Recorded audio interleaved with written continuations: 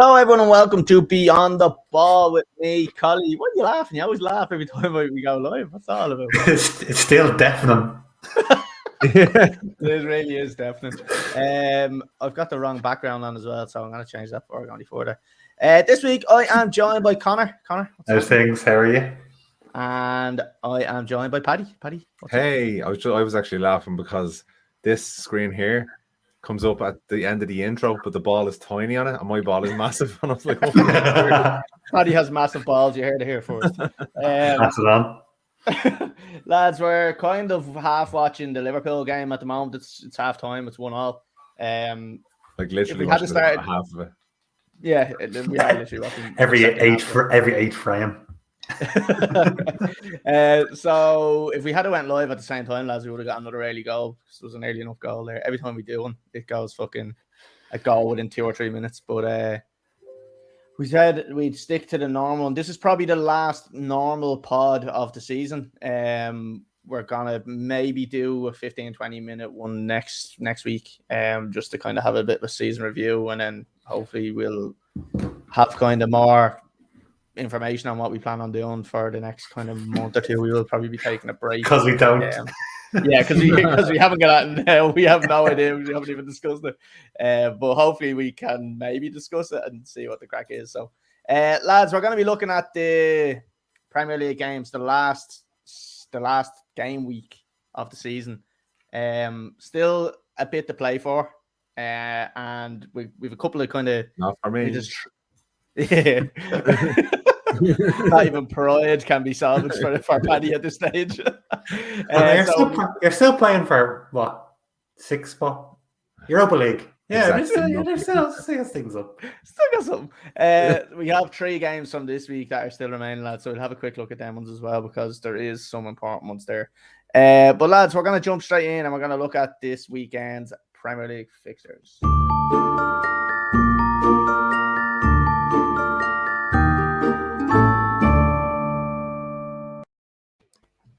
Lovely. Right, lads. Do you have a bit of food? Yeah, a bit of food. Thought I could get it in a bit quicker than that. So, lads, the first match we're going to be looking at is on Thursday, and it is Everton versus Crystal Palace. Oh my God, this Everton are just bugging the shit out of me for some reason. Paddy, how do you see this one going for Everton?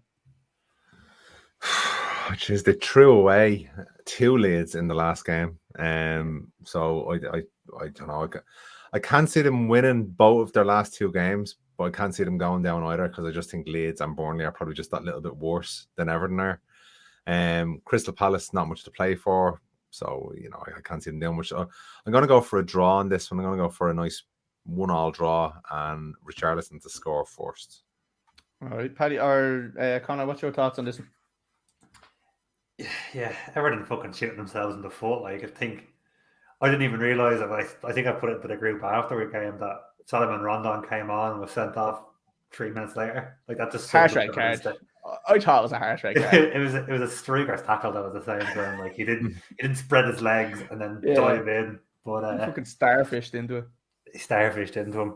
But that just summed up the day really from an Everton point of view. Yeah, kind of agree with Paddy. Palace don't have much to play for, but I just think Everton have gone too gung-ho. I think in games, needing to win, and just left themselves so exposed. I'm going to say draw as well. I'm going to say 2-2 though, and I'm going to say Dominic Calvert-Lewin. Yeah, I can see what you're saying there, but again, it comes down to that thing. I know they kind of blew their lead there against Brentford, but it is that thing where hopefully they'll kind of learn from it. You like to think anyway, but you never really know everything because they've been so fucking hit and miss this season. I'm going to go with them to get a result. I'm going to go with them to get a win. But I don't think it'll be a comfortable win. I think it's probably going to be a tight enough game. I'm going to go with a 2-1 win for Everton, and I'm going to say Richarlison to score. I can't be wrong now because he's a big stupid fucker.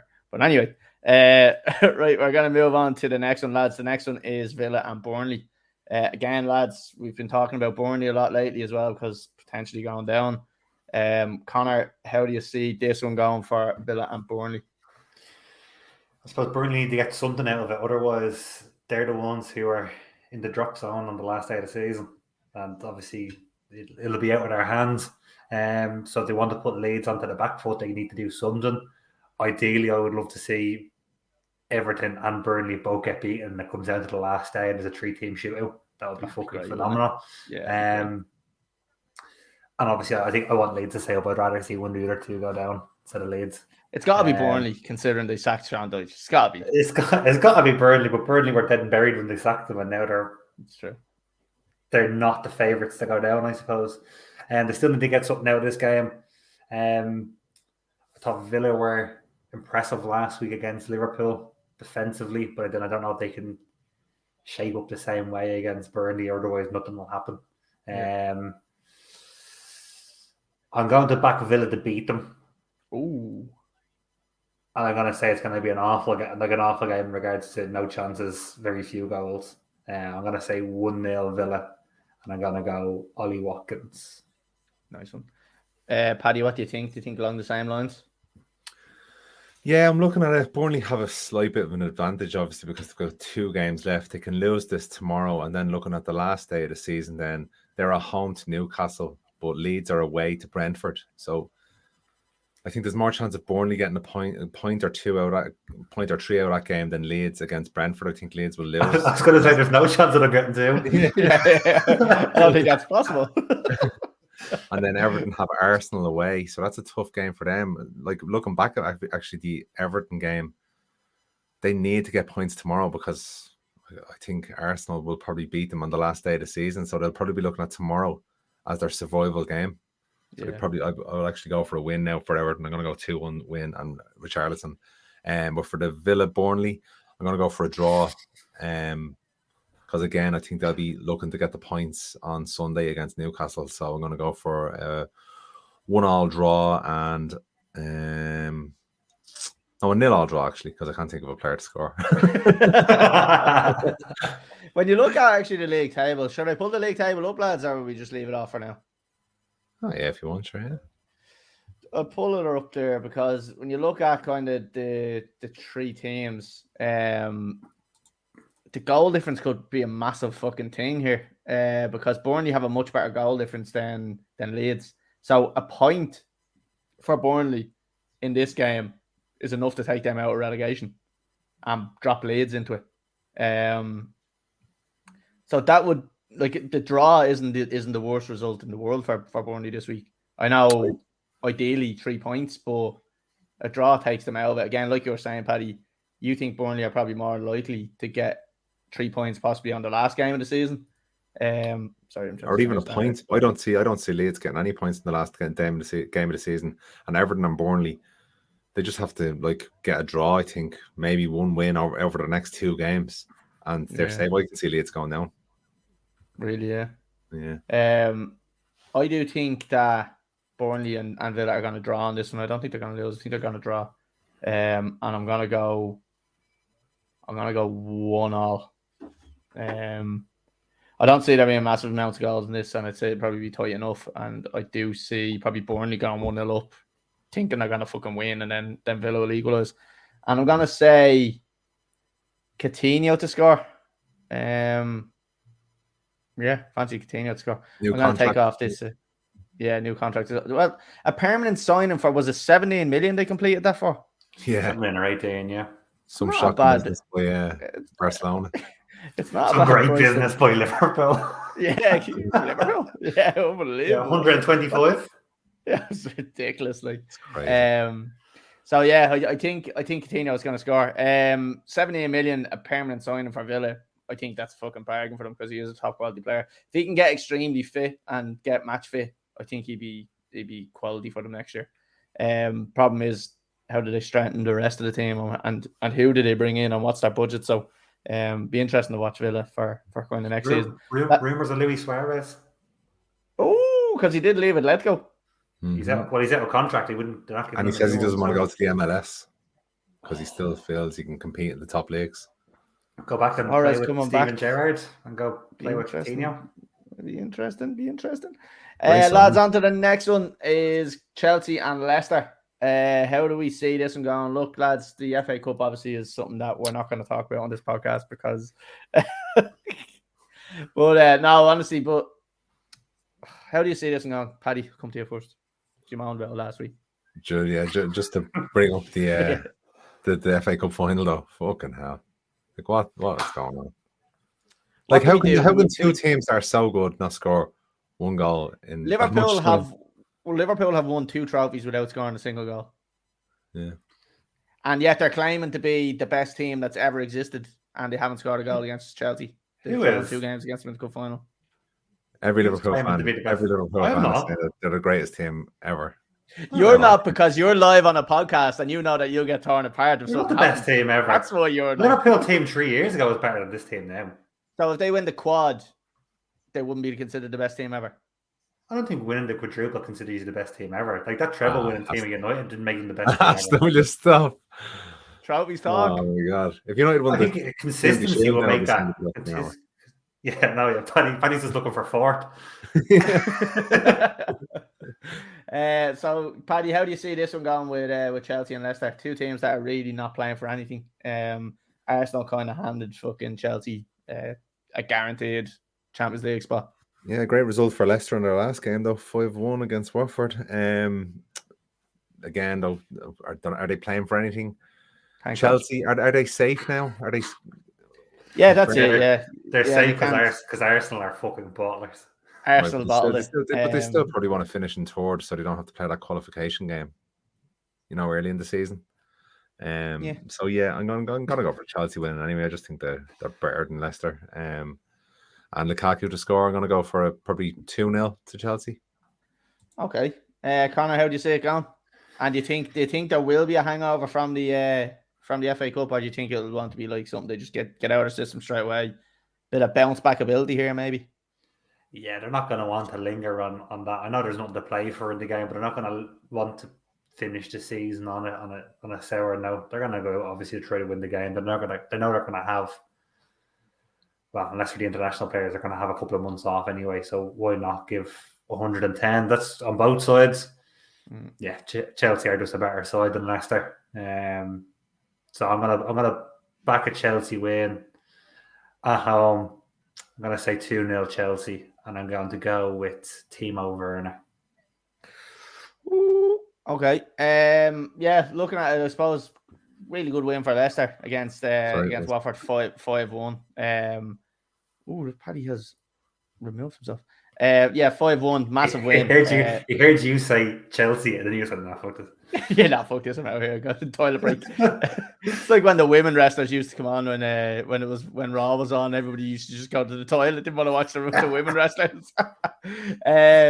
So yeah, look, great win for Leicester. Vardy getting back on the score sheet, which he hadn't done that much really this season. He hasn't been as fucking prolific as he was other seasons. I think they may score a goal or 2 against us. I feel like, I know Rudiger, it's his last game at home for Chelsea. But he's been wild lately and he's been really underperforming. He's on daft.ie at the same time as playing, looking for a new gaff. That's what. Yeah, exactly. His mind is elsewhere. He has no interest. So good riddance to him, and we will miss him though. He's refreshing Mbappe's Twitter to see if he's going to sign. Like, come on, exactly. Yeah. So I think now, look, I still do think that Chelsea are going to win here, but I think there's going to be a lot of goals in this game because 2 teams don't give a fuck. 3-2. I'm going to say to Chelsea, and I'm going to go with Mason Mount to score just to make up for the penalty miss. Sorry, I was just saying to make up for the penalty miss. Have you heard much about the ongoings of the sale of the club at the moment? Because the last I heard, there was a problem with Roman Abramovich saying about the loan. Yeah, like he hasn't fully given assurances of where the money's going to go or something like that. No, they were apparent lies. And your man Todd Bowley it's a formality for him to take over, so it just has to go through the league and stuff like that. So apparently it is all pretty much wrapped up. Pretty sketchy to me. And Abramovich did come out and says that all the proceeds will still be going to victims of war in Ukraine. So all I can go off is Abramovich's word, which for me has been tip top since the day he joined Chelsea, and we will be. Yeah, he probably has been. We'll be having no more, is what you were going to say. He probably has been one of the best owners around. He's been really supportive of the club, pumped a lot of money in. What sort of a club do you think Chelsea will be now with the new owners? Because they are like, do you know what? I'm a little bit excited because we're gonna go in a probably not a massively new direction, but they have promised 1.5 billion to be invested in the club, whether it be the stadium, the facilities.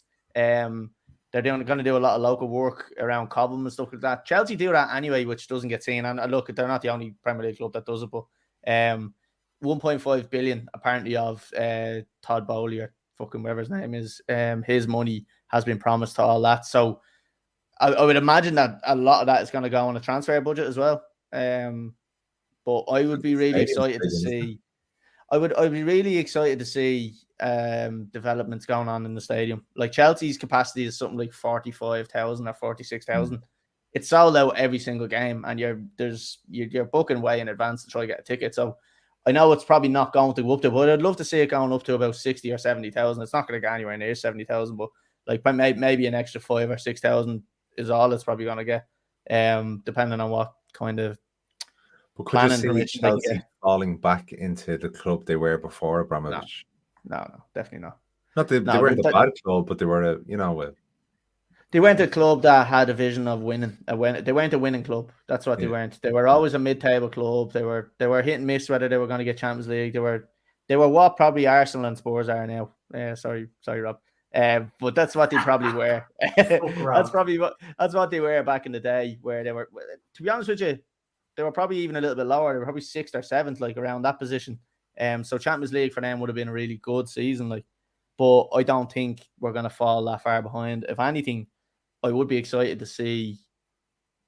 What this new owner is going to bring to the table. I know he's American, but you sound like a United supporter now. With fucking. I know, yeah. Look at you. I'm just really open to an American franchise coming to London to Manchester Blue. Oh no, it's fucking London Blue, whatever it is. But no, Paddy, I think it's gonna be good for the club. Look, everybody's afraid of change. Nobody really wants change, but sometimes the grass is greener, and you just don't realize it until you chop it and you see the other side of it. So there you go. Right, lads, we're going to move on to the next game if that's okay. I'm clipping that. Lads, the next game is Arsenal versus Everton. So I think this is the first game of next week, which is on Saturday, I believe. They're all on Saturday. Sunday. Do you know what? I should have booked Monday off work and went to the fucking pub for it. Anyway, lads, how do we see this one going? Conor, come to you first. I can still book it off. Yeah, I can't. I could call it sick. Yeah. Sorry if you're watching, boss. Yeah, it's a shootout. Depends obviously what happens in Everton's game on Thursday, I think. Because a win will keep them up basically.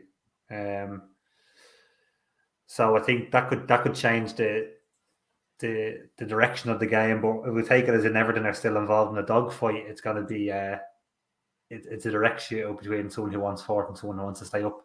I can see them pretty much nullifying each other. In that case, because they obviously both are still playing for something, which obviously makes it a really good game. I would say 1-1 on it. I'd probably back Saka to score. Looking at it before I go on to you, Paddy. So obviously you're saying there's a shootout between two teams who are really kind of fighting for something. Do you see Arsenal now kind of throwing in the towel on that? And I know they have to obviously get a result for it to be a possibility for them to win, but they're 2 points behind Spurs.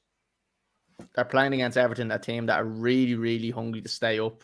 Lampard will have them buzzing for the game, and I just think Arsenal are going to take the foot off the gas, thinking that Spurs are probably more than likely going to get the win because they're playing against Norwich, who are relegated. And do you not think that's a possibility? I don't think so. I think they have to do what they have to do, basically. And it's not like they're saving players for next week, or they're not saving players for a semi-final or something that's coming up. Like, they're going to go out, they're going to give it everything. Granit Xhaka came out last night and said the players are lacking balls. So, obviously, he's one of them as well. He probably is. He doesn't exactly fucking turn up in a leadership role in midfield. But I think it's like 3 for 15 in Sports Direct.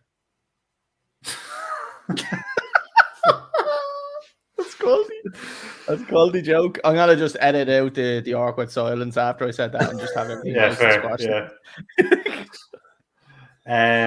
Arsenal at home, they're not going to want to fucking leave the end of the season. At least they're winning the game. Whether Spurs go on and win or whatever it is, at least if they put a performance in, they'll get some maybe pride out with the supporters. So yeah, I just don't know. I think it does come down to Everton's game midweek. If Everton win, the pressure's off them, and I reckon Arsenal roll them over. Yeah, it is actually a good show, isn't it? That it will come down to the Thursday game. If Everton get a win there, they'll probably take the foot off the gas because they'll be safe. Yeah, so they'll obviously be hoping for a miracle about Norwich beating Spurs, but we talk about it again. There's nothing better when you're relegated than wanting to fucking rip something off somebody else. Yeah. So, yeah, we'll see what happens. So what score did you give me? 1-1? I said 1-1. Yeah, 1-1. Okay. And score Saka. Okay. Paddy, what's your thoughts on it? Do you reckon there's anything here that we could be missing?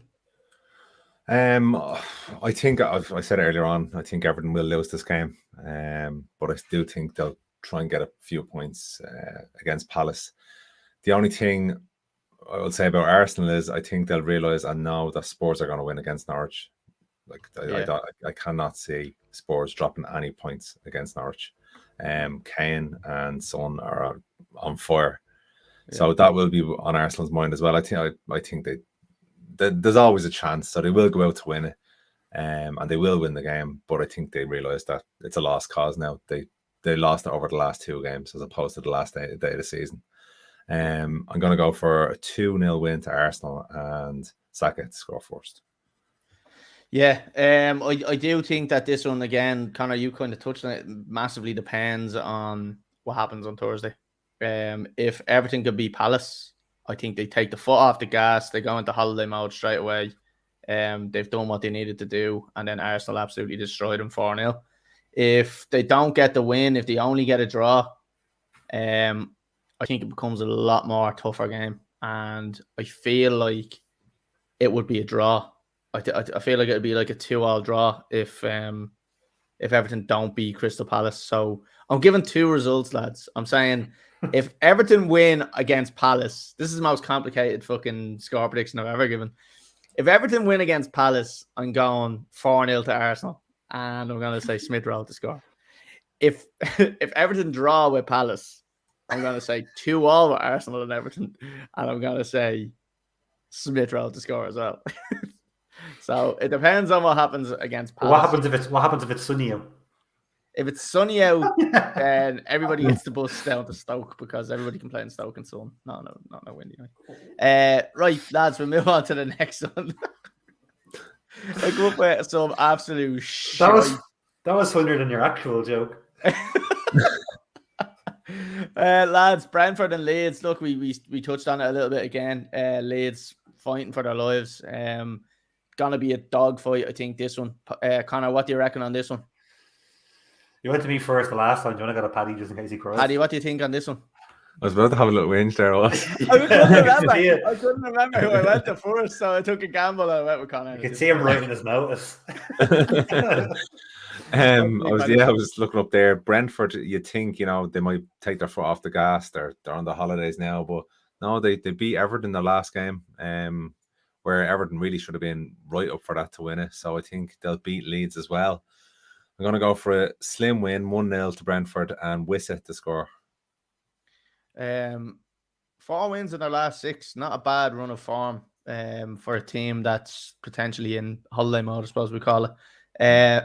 Conor, do you think Leeds will struggle against Brentford, or do you think this will be the one where they kind of up the ante? I'm backing the miracle. I'm backing Leeds to get out of the shit the last day of the season. It's a very Leeds thing to do. They've been brutal all season. They have been absolute shithouses. Obviously, they're going to be missing Luke Ayling through injury. Stuart Dallas through injury. Missing Luke Ayling through suspension. Dan James through suspension. Did he get sent off? Luke Ayling got sent off against Arsenal and got 3 games. Dan James Dan James was 2 yellow cards, so he gets 1 game, so he's going to miss this one.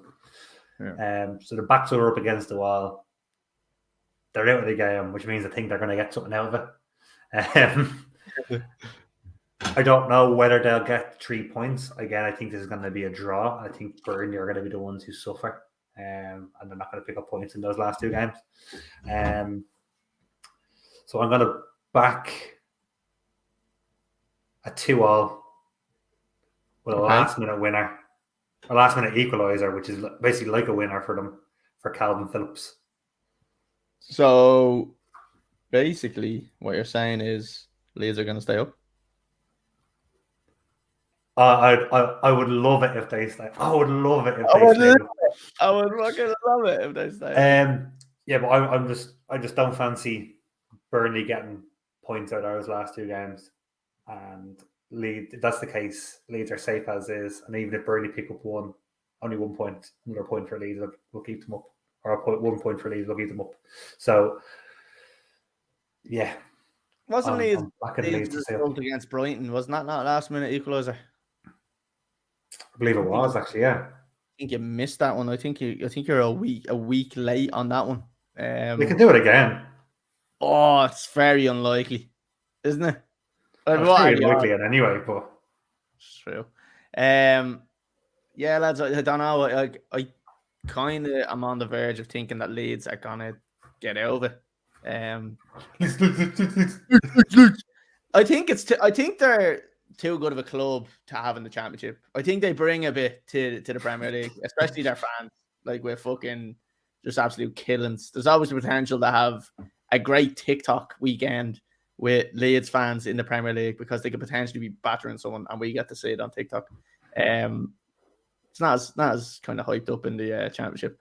So I'd love to see Leeds stay up, and I'd love to see Burnley go down, just for the pure fact that they sacked Sean Dyche.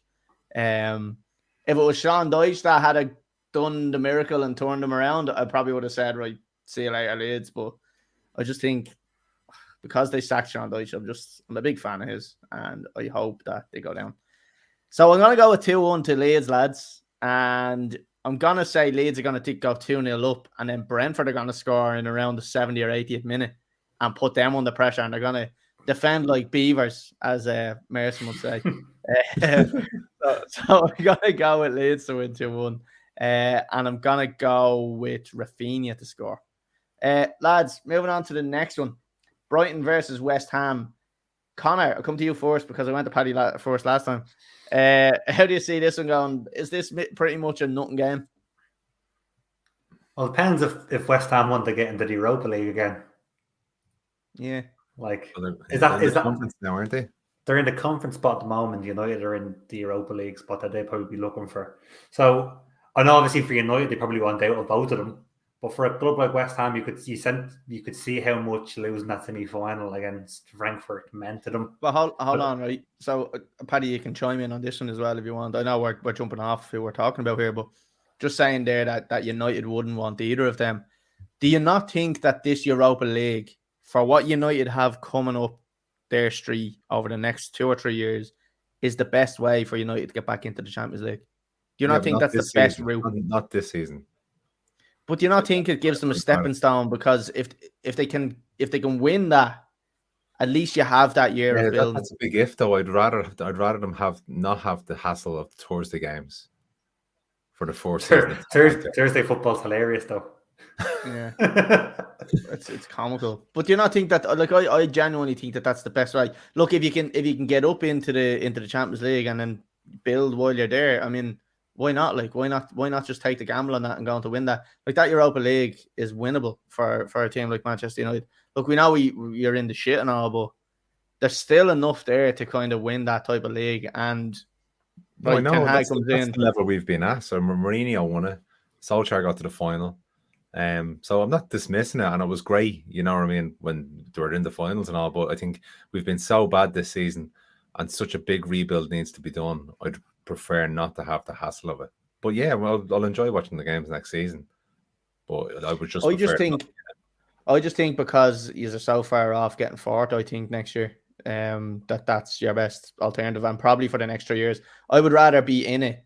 And look, we look at Chelsea the year they won it. They probably weren't anywhere near favourites to win it, but they rode their luck big time and got to a final. And like I said, a cup is a cup. You can get to the final without being great and win it. So, I mean, I would be pushing for. I know as a United fan, that's not what you want to hear. You don't want to hear Europa League is no, it's not the season after this season coming. Yeah, absolutely. Because I still don't think we'll be Champions League ready at that stage. But his initial season, I think he could do without the headache. For preparation purposes for each game, to get the players drilled into how he wants them to play for each opposition that they're going. Because it's one thing playing in the Dutch league, but coming to the Premier League. Every team in the Premier League is probably better than most Dutch teams that he's come up against. Does the gelling not really happen on the training ground, and then you build with it on the matches? So the more matches, so your preparation is done on the training ground, and then your building becomes by playing matches. And but if you have a match on the Saturday or the Sunday, and you have a game on the Thursday night, you've no time to prepare really for the weekend game because you've been preparing for the midweek Champions or Europa League game. But that I'd say that more comes down to an individual opponent you would be more looking at, where say I'm playing Arsenal on fucking Thursday and playing City on Sunday. Fair enough, you might not have enough time to look at footage from City, although everybody knows what it is. But it as a preparation, as a philosophy, and as a tactic, that should be still there. Do you know what I mean? So. I think you get more kind of building time on your philosophy and your tactics, but maybe the individual team that you're playing against, that's where you kind of lose a little bit of preparation work. I think there'd be a lot. I'd be happy if you got into one of them, which we are going to do one of them because Wolves can't have enough points now to catch either of us. So it's going to be one of the competitions. But I'd be happy to see him playing the youths in it. Yeah, fair enough. I suppose. United versus Shamrock Rovers in the final. Yeah. and of course Celtic. Sorry, Conor, I think I kind of jumped in on you there. So I think West Ham want the Europa League. As I said, you could see how much it meant to the supporters getting beaten, how much it meant to the players getting beaten by Frankfurt, how many of them travelled to Sevilla in the previous leg. You don't travel to Frankfurt. It's obviously something that they probably want, and it's like their Champions League at the moment, really. And then Brighton, obviously, just Brighton happy to be in the top half of the league, really, and it looks like they're going to probably finish there anyway. And they'd just be obviously delighted with. I think we all had them relegated, so a lot of us had them relegated this season. Yes, the finish 9th, 10th, or 11th is obviously fucking phenomenal for them anyway. So I can see West Ham having a bit of grit about them, looking to get that spot or looking to at least make United get a result. So I'm going to back West Ham 2-0, and purely for how much of a handful he was against City at the weekend, I'm going to back Antonio. Yeah.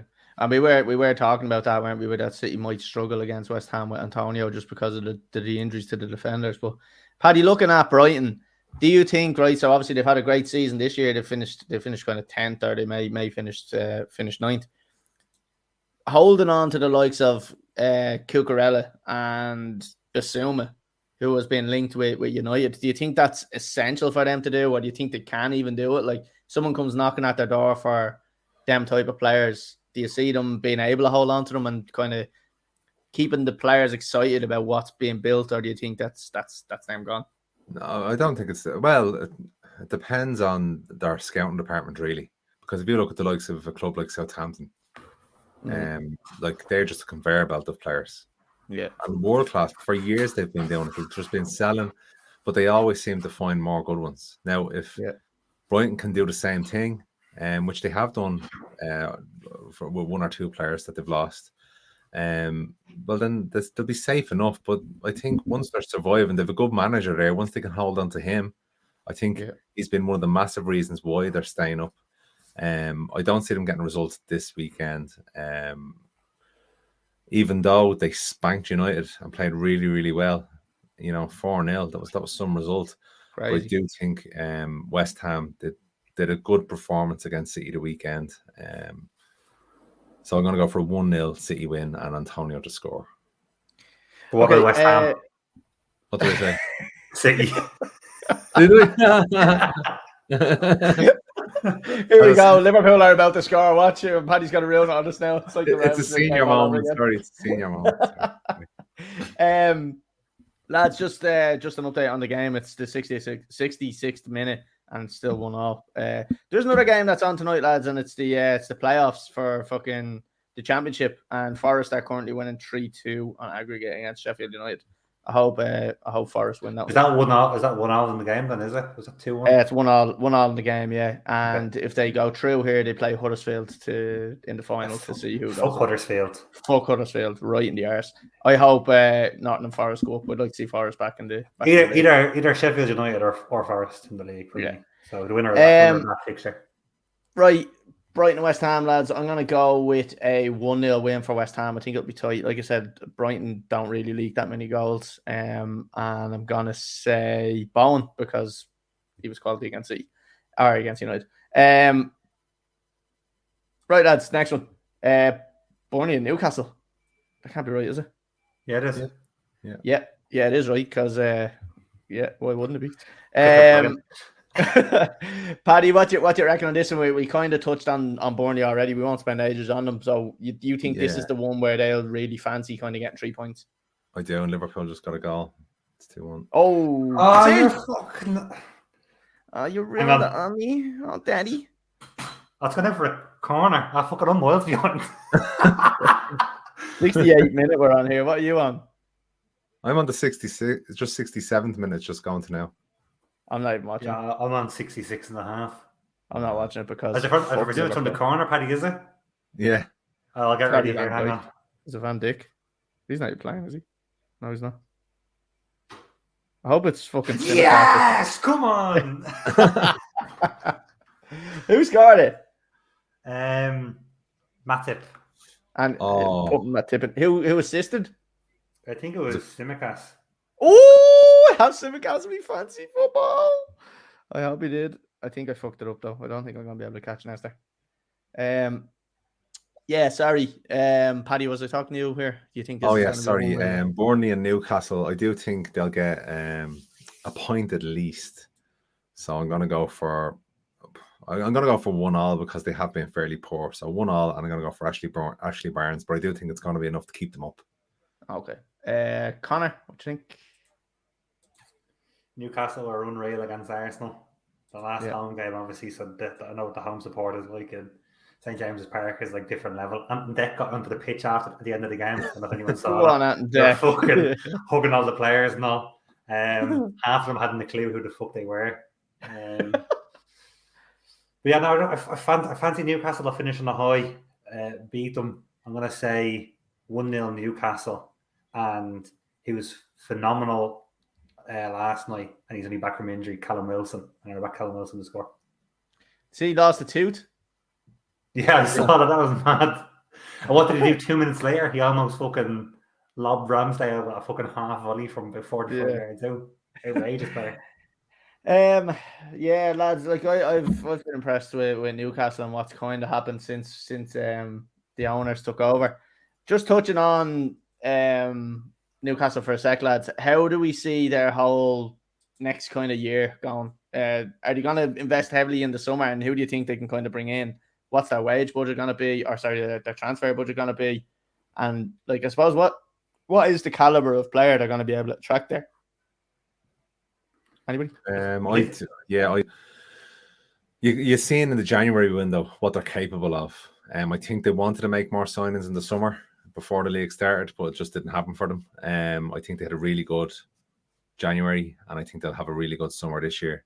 And again, they'll be hitting towards the above mid-table to the Europa League, Conference League spots next season. I think that's what they'll be shooting for next season, and then maybe the season after, it'll be Champions League spot they'll be looking for with the signings and the money. Investment-wise, I think they'll have whatever they need because I think they have a bottomless pit of money. So you'll probably see the stadium being rebranded, a couple of new things so they can, cover up the money that's being spent on the players. But you could see them spending that and they wanted really, what, 500 million? I don't know. So it's ridiculous. Conor, what do you reckon?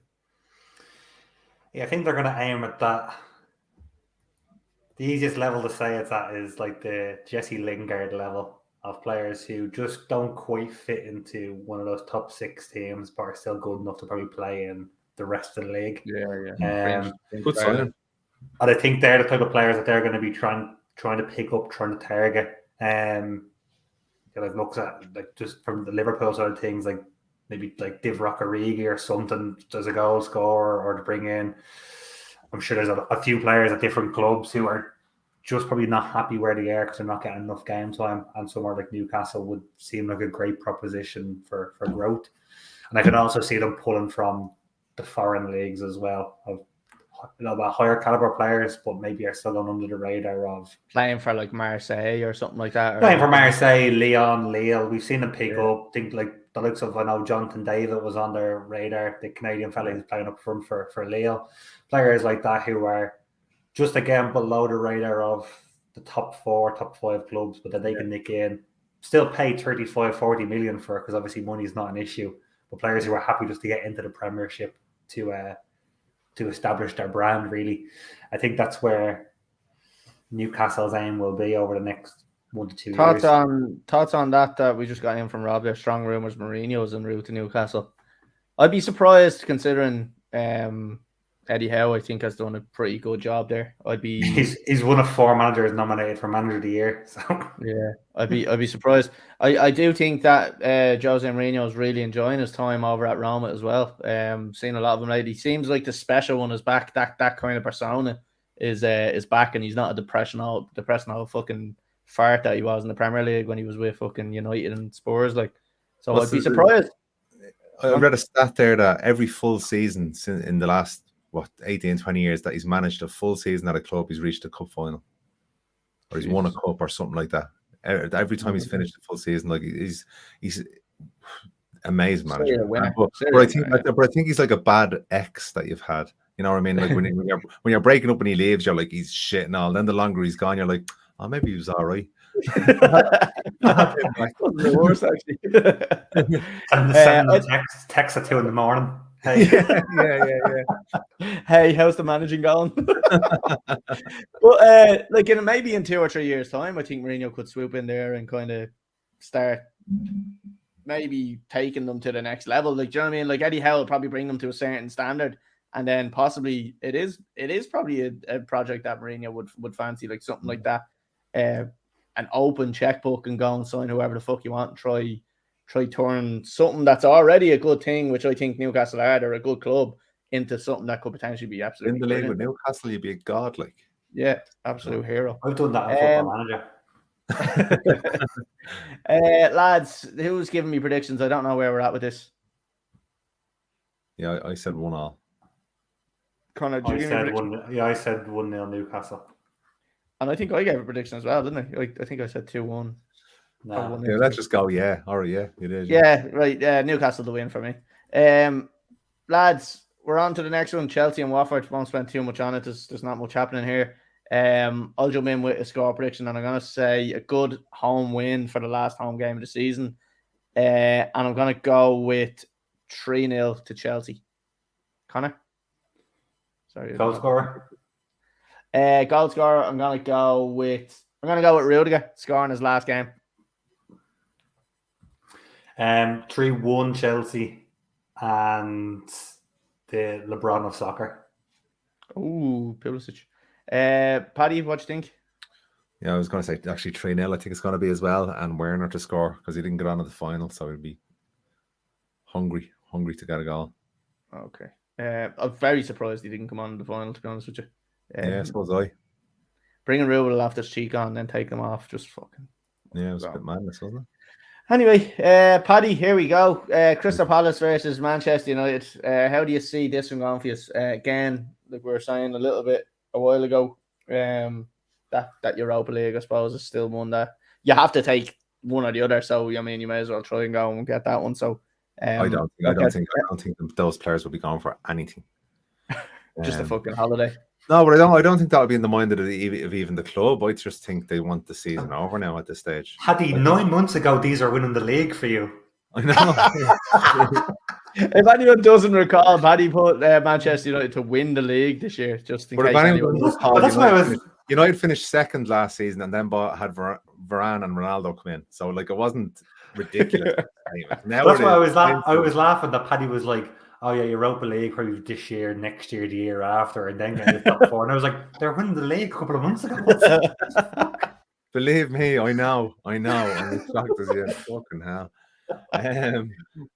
Yeah, this game as well. I thought even against Burnley, because I can't remember the game before that, but we got a result and anyway, it was a decent enough performance. It was the last home game. Then the Burnley game happened and we were absolutely shocking. I think Crystal Palace aren't a very bad side, so I think they might get a draw of it. So I'm going to go for a 2-2 draw. I'm going to go for I'm going to give Rashford a goal. He hasn't scored donkeys. Oh my god, that's ridiculous. Okay, interesting. And Conor, how did you see this one go? Tight game. I can see Vieira wanting something for the last game of the season, just as much as United will. Kind of finish out. Did you just say Klopp for no reason there? No, I said Vieira to finish out and look I thought you just meant result. Long game or close game. No. Okay. No. That's how you said Klopp. Okay. No. So Vieira looking for a result as much as United will be. Obviously, we've talked about Palace and how we, again, another team that a lot of us thought were probably going to go down and have been particularly good. Hard to break down, hard to score against. I'll back United to nick it, but still to be a tight game. I'm going to say 2-1 United, and I'm going to go with Ronaldo. Okay, yeah, we're kind of along the same thought process there. I think United will probably nick it. I don't think there'll be a lot of goals going on. I think United will be a little bit timid and frightened in the first while, which is actually a strange thing to say because they're usually not. But this season has just been an absolute shit show for them. So I'm going to say 1-0 to United, and I'm going to go with Fernandes to score. Because I don't know, it could be anybody. Lads, on to the next one, Leicester and Southampton. Paddy, will come to you again. Like I said, nothing to play for really here. We'll just get a score prediction on you. Yeah, Leicester to win 2-0. Vardy to score. Okay, and Conor? Southampton to win 2-1. Ward-Prowse. All right. I'm going to go with a 2-1. No, I go 2-1 Leicester, and I'm going to say Vardy to score. Right, lads, on to the next one. Liverpool and Wolves. Conor, will the league be over by then? I hope not, to be honest, but I wouldn't have been surprised after the starting 11 that was picked for this evening. I'm not going to lie. It kind of took me by surprise. I know obviously there is a Champions League final coming up, but that's still a week and a half away. So is that Klopp thrown in the towel? Yeah, it is a little bit. Or it's a case of that he trusts that the players that he has around him are going to beat Southampton, which isn't the case because he's made loads of changes when they went 1-0. Absolutely not. Yeah. When they went to 1-1. I think it's an acceptance that it is out of their control more than anything. But they can only do what they can, and it still might not be enough. And then obviously I think the focus is just winning the games that they have in front of them. Again, I think that starting 11 should be a Southampton best 11 regardless. And I think that starting 11 should be the best Wolves team the weekend. But obviously he has a couple of injuries in the squad at the moment, obviously with Salah and Fabinho. And it looks like he's afraid to get any more to the... Do we know how long they're out for? Fabinho is back for this weekend, apparently. So I wouldn't be surprised if he came on for 15-20 minutes in the Wolves game. And I haven't got an update on Salah, but I believe Klopp spoke this morning or yesterday about this game. and it's precautionary, and he's not expected to play at the weekend, but he is fit for the following week. Now, whether that's just to get into Ancelotti's mind and try to change Ancelotti's plans, that Salah's going to be playing, we might have to double up on the left. I don't know. And then it ends up he actually is still injured. But again, if he is back fit, you'd expect him to maybe cameo for 10 minutes in this game. I'm still going to back Liverpool to win. They're going to do what they need to do, I think. They're grinding out results at the moment. None of them have been pretty. Villa wasn't pretty last week. The Southampton game at the moment isn't pretty, and I still think they're going to grind out another one. I'm going to say 2-1, and I'm going to back. He scored again tonight, so I'm going to back my boy Taki Minamino. Nice. Good player. Paddy, what do you think? Conor, I just wanted to just ask you real quick, because it's unlikely you might be on next week. So how do you see the Champions League final going? Do you think that final with Chelsea, these last two games, takes a lot out of players? And Real Madrid have won the league a couple of weeks ago. So will that make a difference in the final, do you think? How do you see it going? I don't think it will. And again, like, he's made 8 changes tonight. He'll probably make another 8 changes at the weekend. So I don't think there's 2-week gap in between when these players have played one game to the next. If anything, I think going the distance in both finals will probably stand to them a little bit more. Now, whether they have the quality at the back, especially in the full-back positions, to keep out Vinicius Jr. and stuff, I don't know. But I saw that coming in. That's why I'm throwing it, because I'm not reading that laughing. Your mind fucked him. I'm just happy that Rob is okay and he hasn't harmed himself in any way. And we know he's still with us. Just for anyone that is listening and doesn't know what we're talking about there, we have a comment in from Robert Walker, who is an Arsenal fan. Can we ask Conor what Liverpool or what? Can we ask Conor what Liverpool need to win a genuine Premiership next season? Just so everybody knows, which is true because they haven't done it. No. Not a hell of a lot, to be honest. BT, like the only things that let them down this season was dropping silly points at the start of the season. Really, they're top of the form charts. Must be so frustrating though, as a Liverpool supporter, being up against the City side. Yeah, but the points tally and values are getting like it's gone 90 points. Like, it's ridiculous. Yeah, that's what I was going to say. Like, if you had said going into the last 2 games of the season, Liverpool could finish on 92 points, I'd have been like, yeah, all right, I'll take that, regardless of where everyone else finishes. Yeah. But like, I don't think Liverpool don't seem to step above themselves. I don't think if that City team was there, I think their performances would drop as well. I think they need to have that kind of challenge. I don't think they could do what United did for so many years of winning titles by like 20 points, basically. I know, like, even when they had won it with 4 games left two seasons ago, whatever it was, they did their best to try throw it away for a couple of games before actually sealing the deal. So I don't think they would. I think they do. I think they do that. If that City team isn't there, I think they do win leagues by that much. Like, them front three is frightening like that. Like, Diaz, it used to be Firmino, but now it's Diaz, Salah and Mane. Like, that is a frightening front three for any team to come up against. If you have a league that doesn't have that Man City team in, I think you'll win that 9 times out of 10 over the next. Oh no, I think they win the league, but I don't think they get it as comfortably as people would think if City wasn't there. I don't think it's going to be like the 20-point gap that there is between, or 15-point gap there is between City, Liverpool, and then Chelsea. 19 at the moment. 19. Yeah. I respectfully disagree. But we always talk about Liverpool not having squad depth. They've invested in squad depth. They have a front 6 or 7 now that they can rotate your world-class players. They didn't have before. It was just 3. We always said what would happen when the African Cup of Nations pops up and Liverpool lose 2 of the front 3. Yeah, they didn't lose a game. They didn't lose a game while they were away. So stuff like that is improving. I reckon they will just need to keep that consistency against the bottom clubs. I think complacency sets in a little bit.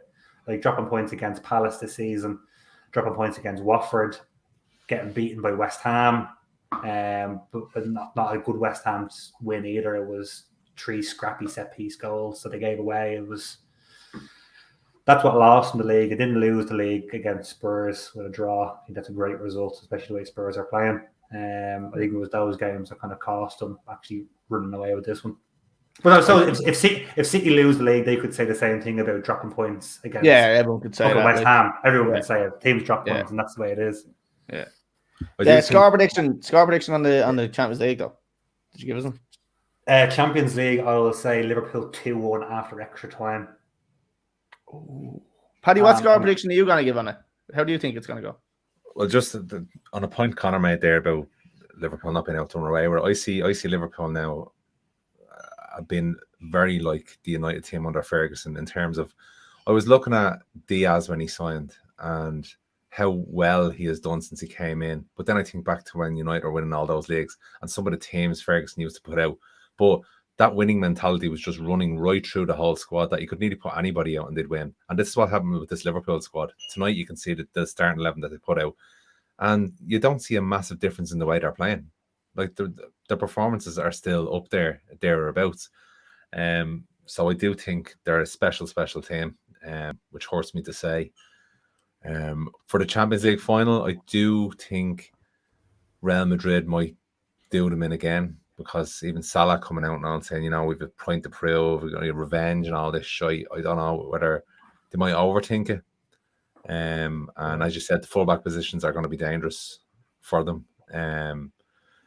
So I'm going to go for, it's going to be very, very tight. I'm going to go for a 2-1 win to Madrid in the 90 minutes. Nice one.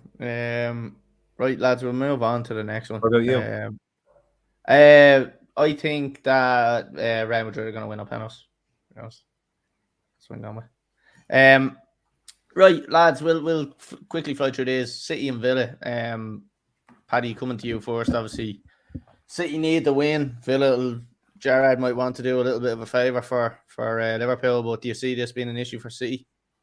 Yeah, I think they'll be nervy at the start. I think it'll be 3-1 to City, but they'll either go behind or else they'll be 2-1 up in Villa. I think Villa will get a goal because of the nerves of City, but they will win comfortable enough. So I think 3-1 for City and De Bruyne, because he's a legend. He's a hero. Conor, what do you think? Yeah, I was going to be saying to Paddy before we came on, I think Villa will give them a nervy 65 minutes where it will be bum clenching. Liverpool will go ahead. City know they'll have to do something, and then once one goal goes in, I can just see that tension disappearing from them. I'm going to say 3-0 City, and I'm going to say Phil Foden. Okay. Yeah, I think City should win it. I think it'll be tight enough though. I'm going to go with 2-1 win. What would it like? I'd love to have a whole fucking another moment like that where they're losing or something, and then something happens, but I don't think it's going to happen. I do think City are going to win 2-1. We're coming back to play. Did you see the state of that statue? Oh my God, isn't it? It's shambolic. Absolutely shambolic. Obviously, a man that's under Ronaldo statue done that one as well. Yeah. That's the blind bloke, isn't it? Yeah, it looks like him. Right, lads, we're going to move on to the last game. We're going to look at Spurs and Norwich. Quick score prediction on this one. I'm going to go with a 3-0 win for Spurs, and I think Kane's going to score. Paddy? I think Son, because Son is going for the top scorer. So I think Son will score 2, and it'll be 2-0 to Spurs. Conor? 2-1 Spurs, Kulusevski. Okay, nice one. Right, lads, that is the end of the score predictions for the weekend. I just want to do one more thing, just because it is the last kind of normal podcast of the season. There's one thing that I think we need to have a quick look at, and it is I know what this is.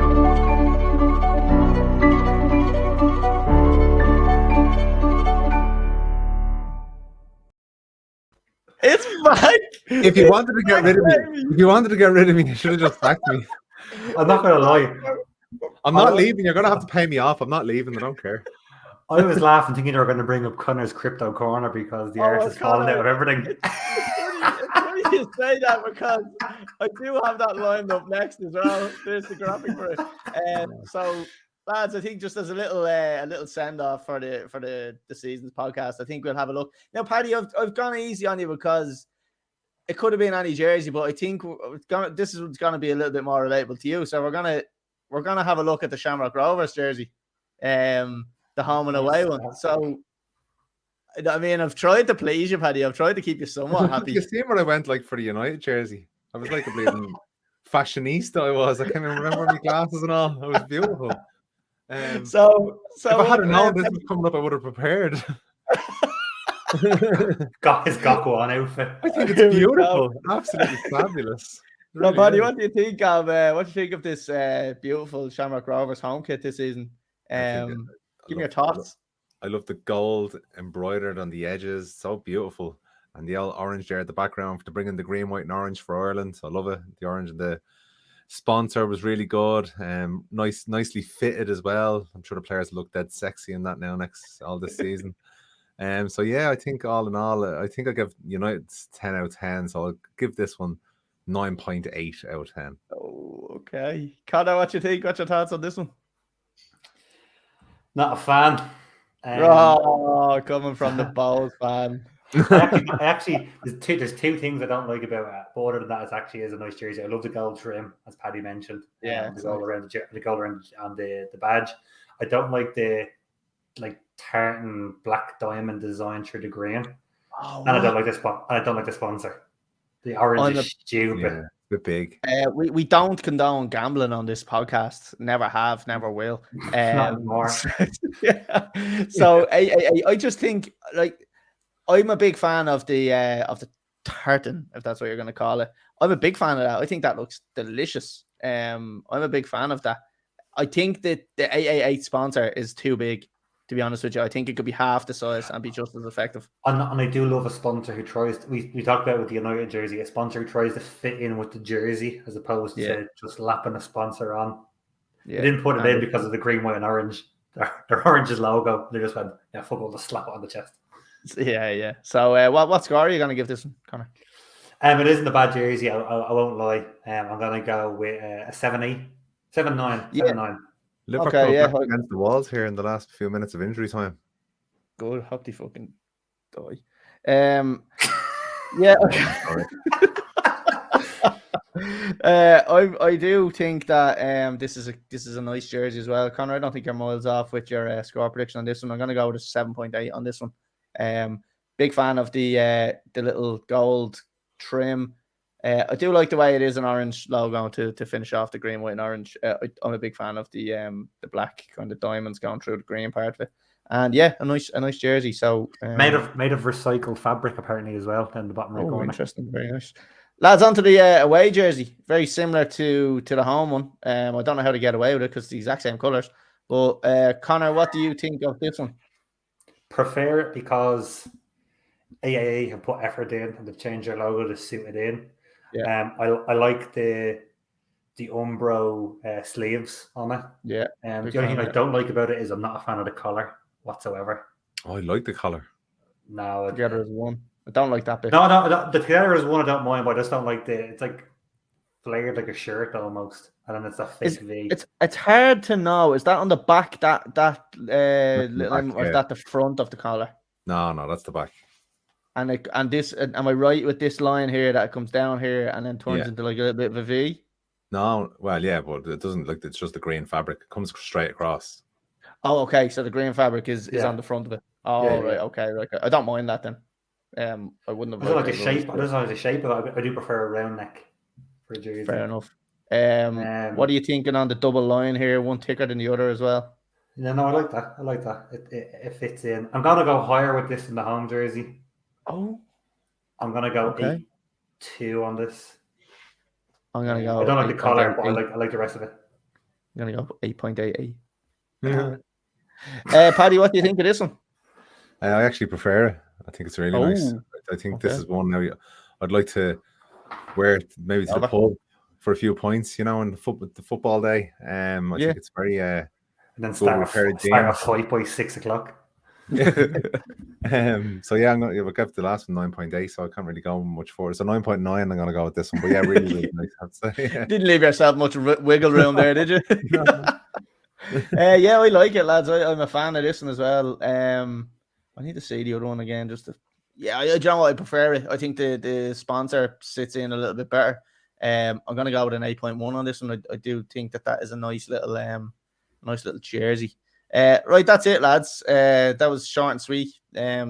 Just to bring it back and reel in the old times of the fashion Under show. an hour. Just Finished. for Paddy's love of it. Thanks. No problem. Conor, I'm gonna just jump onto it really quickly because I want to know how badly you're doing. So I'm gonna jump on to one thing we haven't done in ages, which is comments.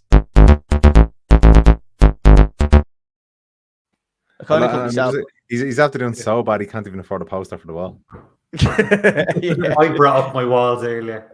You had to sell it. You had to sell the walls. He's in a new gaff because maybe he actually done so well and bought a new gaff out of it. Maybe. Well, Conor, how are you doing? I'm not too bad because, as you mentioned, when I got the house, I cashed a hell of a lot of Bitcoin out to buy bits around the house. So the bit I have left, the arse is still falling out of it, obviously. But I'm down to my initial investment now, so it has just worked as like a savings account for me. But everything else on top of that, I have taken out, and I've bought I got a new phone last year, a holiday, Nice. bits of furniture around the house. So now I'm back to like my initial investment. Which it wasn't bad, but like don't buy it anymore. Just just don't. Just leave it alone. It's fucking fad. It's over. Yeah, right. The arse is falling out of it. All of crypto. Oh, it's all gone to the fucking wall. That's Is just that because of COVID? With the Rush shit and all going on now, but it'll start picking back up. No. Apparently, and I have this segment, right? But there's a fella I used to work with who was like deep into this rabbit hole, basically. Where are we getting him in? I don't know. Call him up there. There's one person who owns like 54% of the Bitcoin in the world. Jeez. So if he starts selling, the market falls. And apparently he started selling. And Bitcoin is used as the marker for all the other cryptos. So once the arse fell out of that, everyone started selling everything else. Yeah. So that's why the arse fell out of everything. Once Bitcoin goes, the rest of it is fucked. Great, yeah. Comment in there from Rob. Thanks, lads. Can't wait for next season, Cody. Yeah, no worries. We will be back stronger. Rob, we won't put the podcast on Thursdays next year because you know you'll be busy. Right, Conor. So your advice for Conor's Crypto Corner for one last time this season is don't buy anything and just stay away. Get out of the corner. All right, there you have it. Right, lads, that is pretty much all we have time for this week. Close enough to an hour, I suppose. We've done well. Lads, I don't know. Next week we might come back. I know, Conor, I don't think you're going to be here, but we might come back with a little kind of half an hour show, maybe, myself and yourself, Paddy. Have a little bit of a look back on our guests that have been on and have a little bit of a chat about it. Hopefully we can have a discussion in the meantime with ourselves and all the other lads, I suppose, who are still they're involved, but they're not involved, and see what the plan is for next season. Because they do all the background work. yeah, they do everything in the background. All this stuff you see behind us, it's all them. It's all them. They run the Instagram. Melon runs the Instagram. Everyone actually looks after it now, and you can see why Conor's room is like that, because all the lads look after the background, and they've taken over since Conor got a new gaff. So as you can see, they're lovely work there. Conor has nothing behind them. So the lads are doing fuck's sake, Melon, will you get the finger out? Right, lads. So look, we will be back probably the next time or next week, the same time. I'll put it out on Instagram, Facebook, wherever you are following us. Make sure you do follow us. If you're watching us on YouTube, make sure you hit subscribe and share and like and all that good stuff. Get us on TikTok as well, because I'm going to be putting out a few more controversial stuff. I had a little bit of a dig at United fans and stuff like that during the week, which I thought was pretty funny. And I kind of got Paddy Murphy last week. Yeah, and Paddy Murphy last week, which got like 12,000 views. So yeah, he was selling gambling, fucking fake gambling stuff to kids. So and only we do that. And only we're allowed to do that, but we don't charge people. At least we do that for free. Right, lads, we're gonna end it there. Paddy, thanks for coming on this week. Cheers, Collie. And Conor, we will probably talk to you next season. Talk to you later, lads. Well, no, I'll see you after this. Yeah, as soon as you end the stream, I'll still be here. But yeah, like we're still gonna talk for the next kind of 5-10 minutes. I'm playing golf for you guys, yeah. Oh yeah, we're gonna play golf on Sunday. I'm 5-a-side tomorrow. Yeah. And 5-a-side tomorrow. Yeah. Well. Okay. Sorry. Fair. Yeah. Okay. Right. So I'll see you next season, Connor. All right. Right. Thanks everyone for watching, and we will see you again next week.